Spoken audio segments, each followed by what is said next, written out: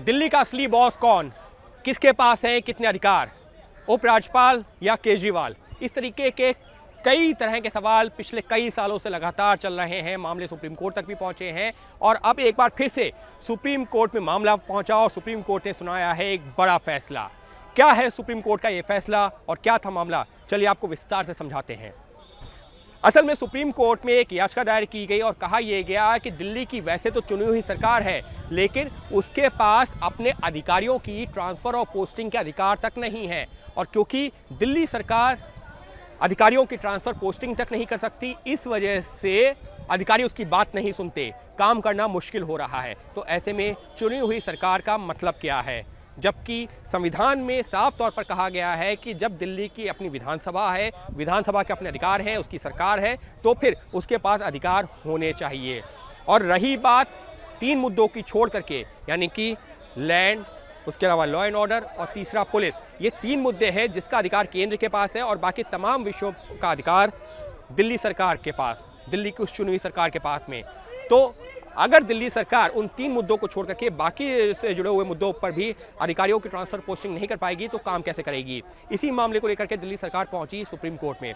Supreme court ने आज जो एक बड़ा फैसला दिया है उसमें साफ तौर पर कहा है कि दिल्ली सरकार की ये दलीलें कुछ हद तक, या ये कहा जाए काफी हद तक, सुप्रीम कोर्ट ने उसे इत्तेफाक रखा है और सही माना है। और उसी वजह से अपने आदेश में साफ तौर पर कह दिया है कि दिल्ली में उपराज्यपाल जो हैं वो विधानसभा की सलाह मशवरा से उसके साथ मिलकर के काम करेंगे।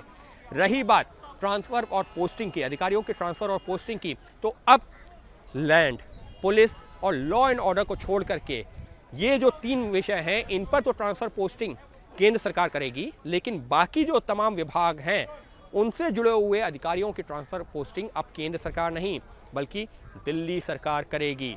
दिल्ली सरकार पिछले काफ़ी वक्त से इस चीज़ को लेकर के लड़ाई लड़ रही थी कि अगर चुनी हुई सरकार के पास ये अधिकार नहीं होंगे तो काम कैसे करेंगे, और यही बातें सुप्रीम कोर्ट में दलील के दौरान दी गई थीं।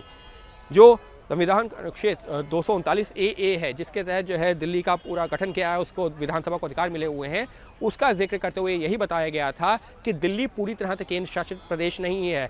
भले ही अगर वो पूरी तरह से राज्य नहीं है तो पूरी तरह से केंद्र शासित प्रदेश भी नहीं है, और दिल्ली एक अलग जो है तरह का इसका स्टेटस है जहां पर चुनी हुई सरकार है, जनता अपने प्रतिनिधियों को चुनती है। तो ऐसे में अगर सरकार को काम करना है, जनता की उम्मीदों पर खरा उतरना है, तो अधिकारियों को ऊपर दबाव बनाना होगा, उनसे काम करवाना होगा, और जैसे सरकार चाहती है, फैसले लेना चाहती है, वो अधिकारी तभी उस पर काम करेंगे जब उनके ऊपर सरकार का एक दबाव होगा कि सरकार अगर नहीं करेंगे तो उनके खिलाफ कार्रवाई कर सकती है।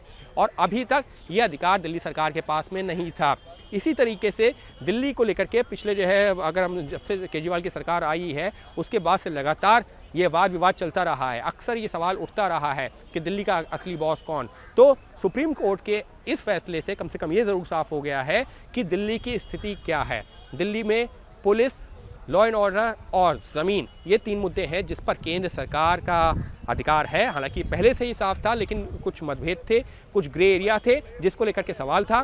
तो उस पर जो है सुप्रीम कोर्ट ने साफ कर दिया है कि ये तीन मुद्दे हैं जिस पर केंद्र सरकार ही सिर्फ फैसला लेगी, जो भी जो है अधिकारियों के ट्रांसफर पोस्टिंग का। वहीं जो बाकी जुड़े हुए तमाम मुद्दे हैं उनका फैसला दिल्ली सरकार कर सकती है। क्या ये मुद्दा यहीं खत्म हो जाएगा या और आगे जाएगा, ये भी देखना दिलचस्प होगा, क्योंकि ये जो फैसला आया है ये 5 जजों की संविधान पीठ का आया है। क्या इस मामले को लेकर के बड़ी बेंच में भेजने की जो बात कर रही थी केंद्र सरकार के वकीलों की तरफ से कही गई थी, वो आगे बढ़ने की भी बात करते हैं या अभी भी कोशिश करेंगे कि इस मामले को लेकर के और बड़ी बेंच के सामने जाया जाए? लेकिन फिलहाल सुप्रीम कोर्ट ने इस फैसले से दिल्ली सरकार की, एक तरह से जो मौजूदा दिल्ली सरकार है, अरविंद केजरीवाल सरकार, उसकी एक तरह से एक बड़ी जीत के तौर पर आम आदमी पार्टी बता रही है, क्योंकि उसका यही कहना है कि उसकी शुरुआत से यही मांग थी कि अधिकारियों की ट्रांसफर पोस्टिंग का जो उसके पास अधिकार होना चाहिए था, और सुप्रीम कोर्ट ने भी उसकी इस मांग को माना है, सिर्फ 3 क्षेत्रों को छोड़ करके, पुलिस, लॉ एंड ऑर्डर और ज़मीन को छोड़ करके। तो ऐसे में अब दिल्ली में जो तमाम अधिकारियों की ट्रांसफर पोस्टिंग होगी, सिर्फ 3 इश्यूज़ को छोड़ करके, पुलिस, लॉ एंड ऑर्डर और ज़मीन को छोड़ करके, जो बाकी जो तमाम अधिकारियों की ट्रांसफर पोस्टिंग होगी तमाम विभागों में, वो अब दिल्ली सरकार करेगी। और दिल्ली सरकार इसको एक बड़ी जीत के तौर पर देख रही है।